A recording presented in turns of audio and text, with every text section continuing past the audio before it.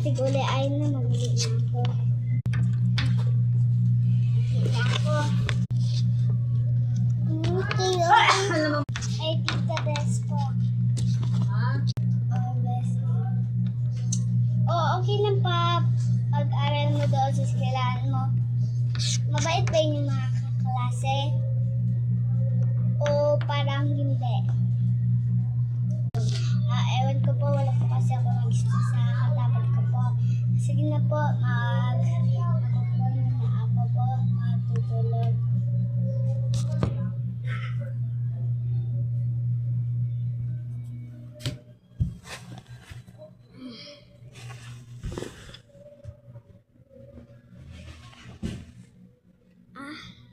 Oras na.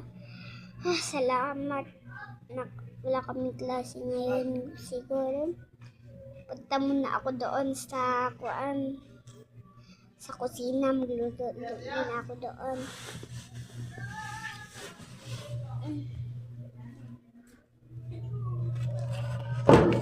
Alam ko doon naman sa kusina namin.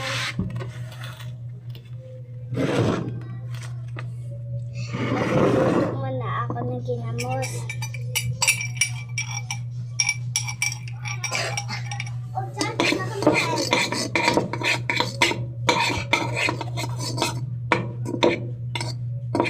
Itikman ko na daw.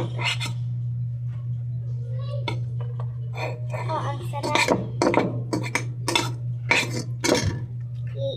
Ibigay ko na to kay tita para masarapan siya itong niluto ko.